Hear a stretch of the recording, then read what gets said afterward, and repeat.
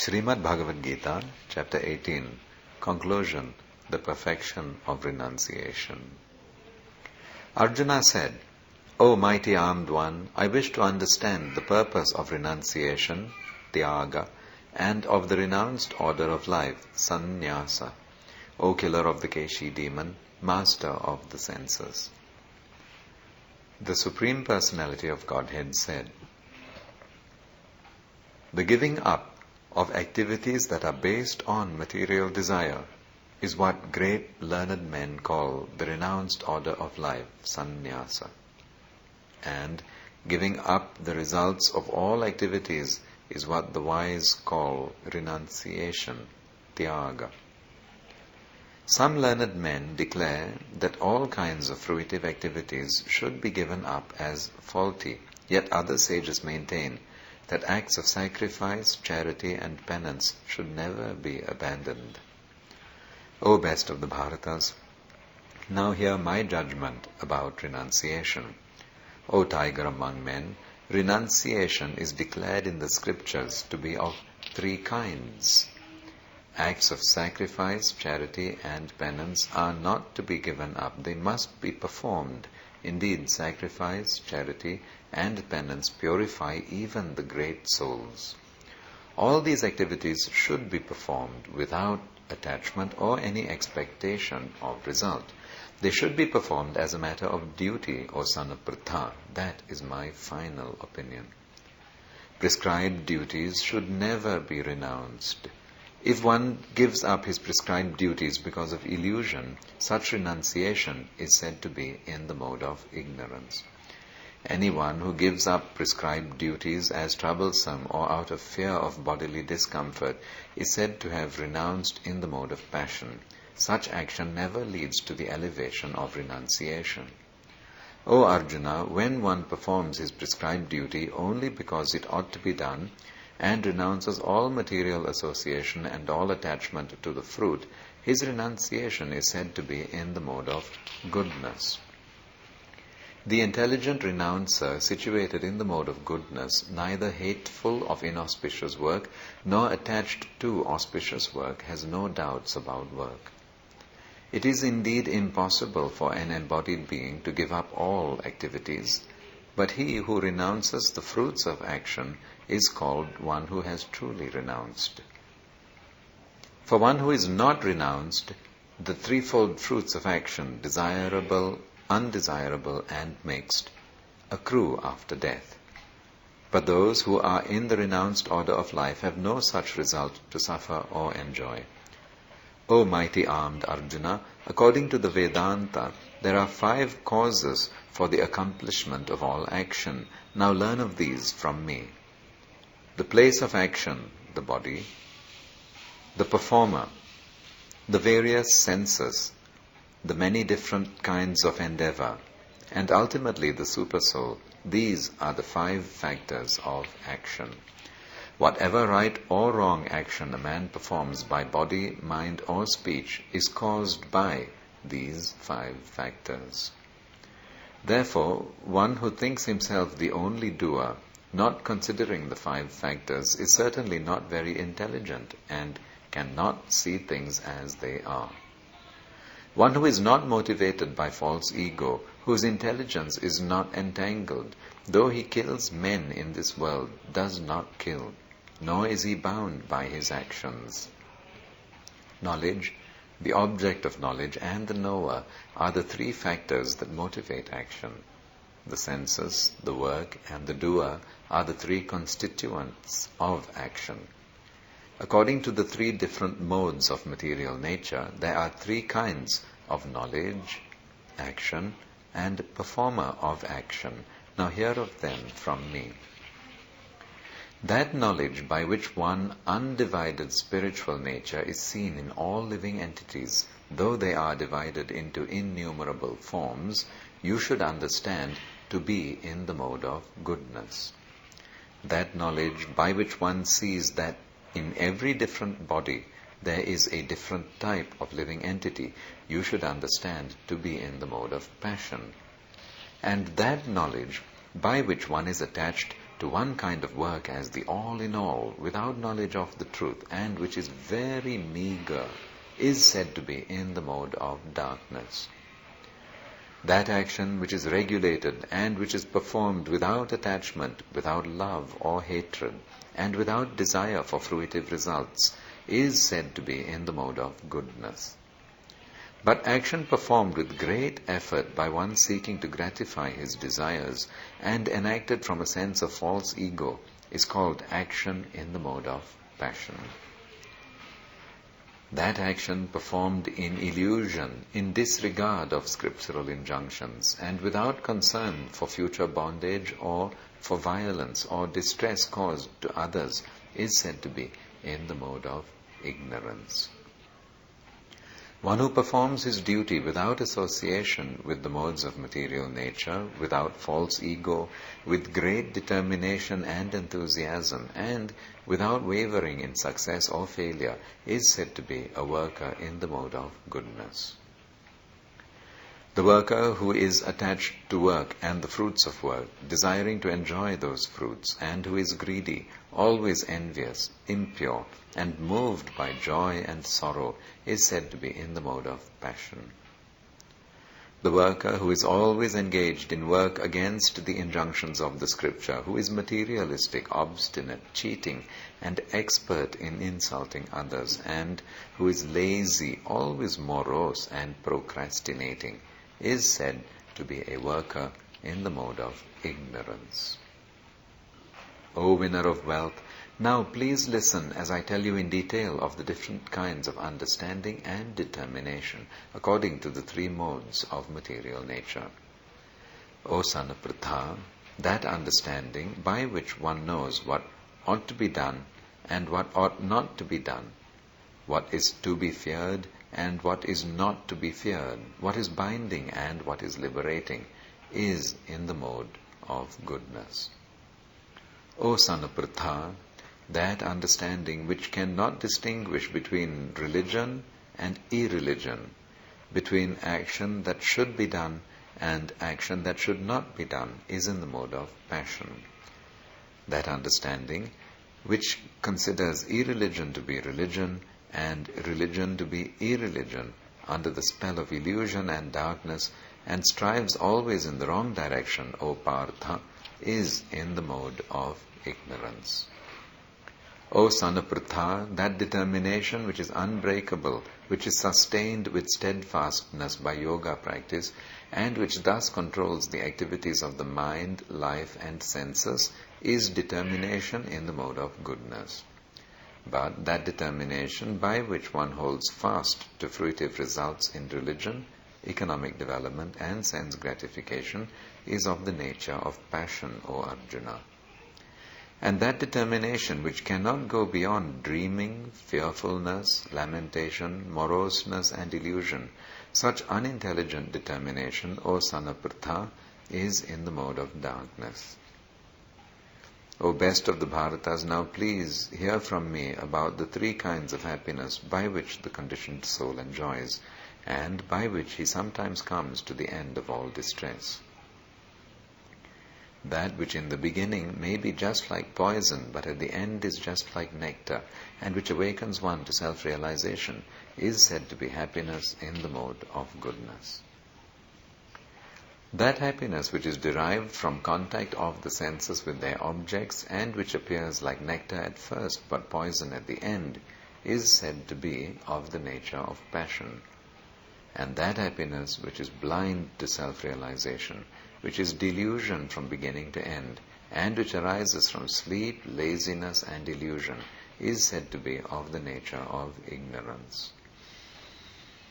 There is no being existing either here or among the devas in the higher planetary systems which is freed from these three modes born of material nature. Brahmanas, Kshatriyas, Vaishyas, and Shudras are distinguished by the qualities born of their own natures in accordance with the material modes, O chastiser of the enemy.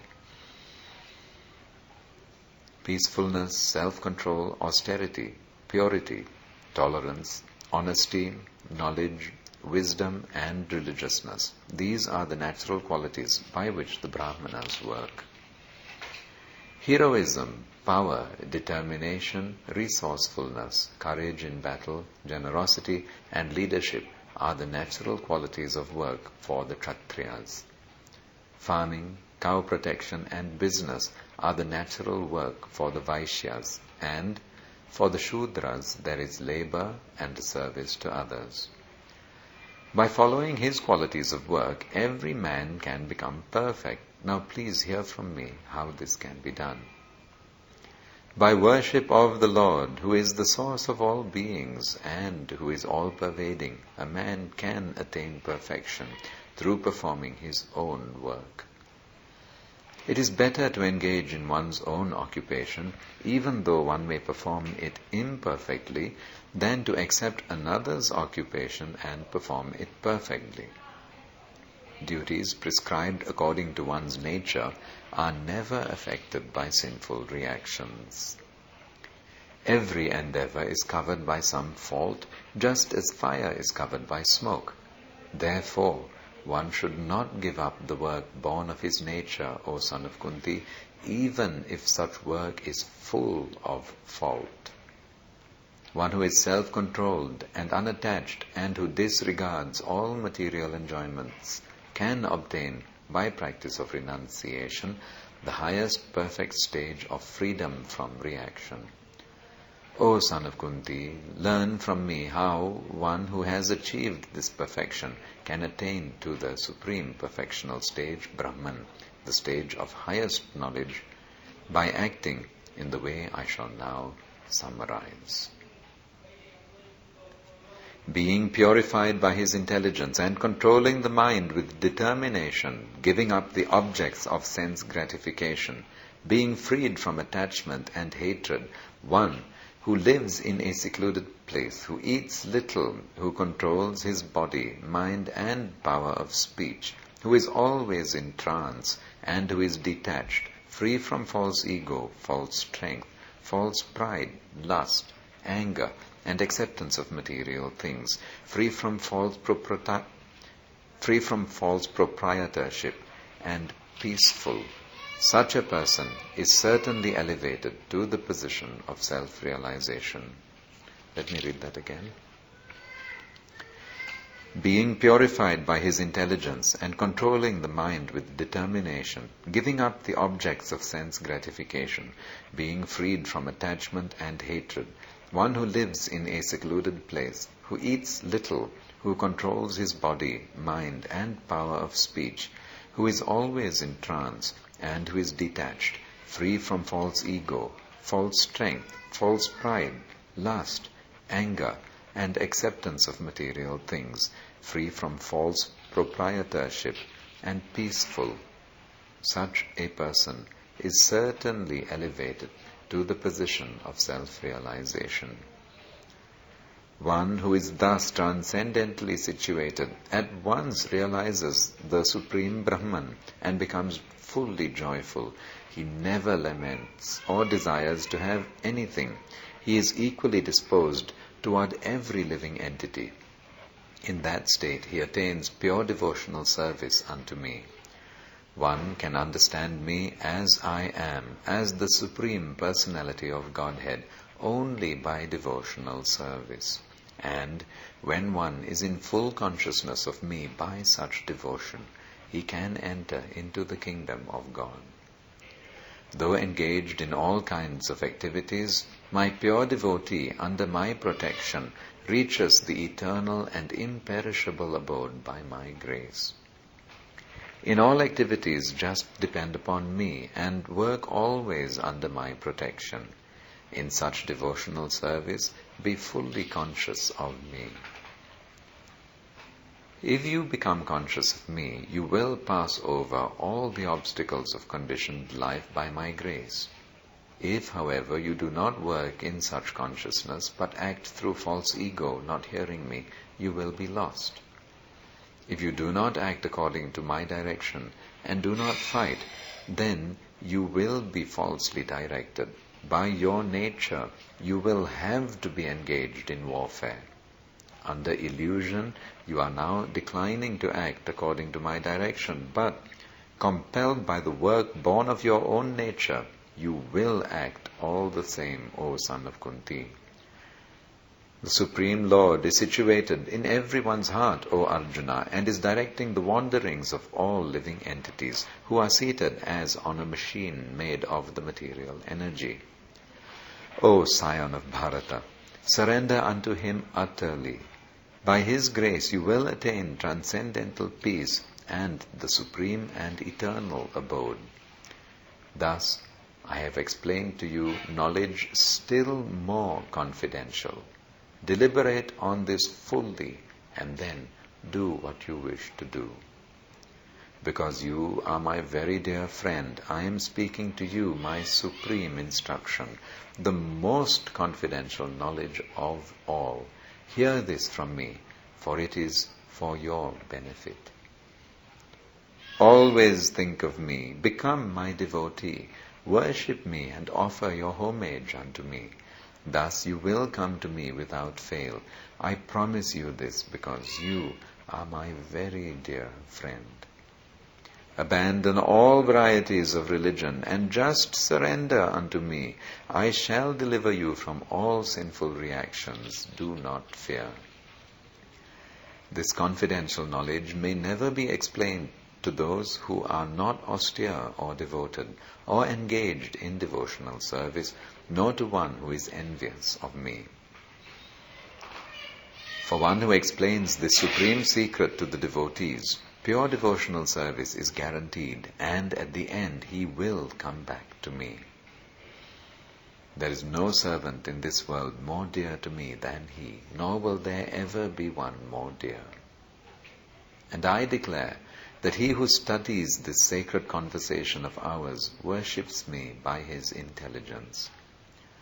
And one who listens with faith and without envy becomes free from sinful reactions and attains to the auspicious planets where the pious dwell. O son of Pritha, O conqueror of wealth, have you heard this with an attentive mind, and are your ignorance and illusions now dispelled? Arjuna said, My dear Krishna, O infallible one, my illusion is now gone. I have regained my memory by your mercy. I am now firm and free from doubt, and am prepared to act according to your instructions. Sanjaya said, Thus have I heard the conversation of two great souls, Krishna and Arjuna. And so wonderful is that message that my hair is standing on end. By the mercy of Vyasa, I have heard these most confidential talks directly from the master of all mysticism, Krishna, who was speaking personally to Arjuna. O king, as I repeatedly recall this wondrous and holy dialogue between Krishna and Arjuna, I take pleasure, being thrilled at every moment. O king, as I remember the wonderful form of Lord Krishna, I am struck with wonder more, and I rejoice again and again. Wherever there is Krishna, the master of all mystics, and wherever there is Arjuna, the supreme archer, there will also certainly be opulence, victory, extraordinary power, and morality. That is my opinion. Yatra Yogeshwara Krishno, Yatra Partho Dhanurdharaha, Tatra Shrir Vijayo Bhutir, Dhruvanitir Matir Mama. Thus ends Moksha Sannyasa Yoga, the 18th and last chapter of the perfect Upanishad and beautiful Yoga Shastra, Srimad Bhagavad Gita, which was spoken by Lord Sri Krishna himself to Arjuna, and which is found in the Bhishma Parva section of the great epic, the Mahabharata, which was composed by the great sage Vyasadeva in 100,000 verses. Jai Srimad Bhagavad Gita ki Jai.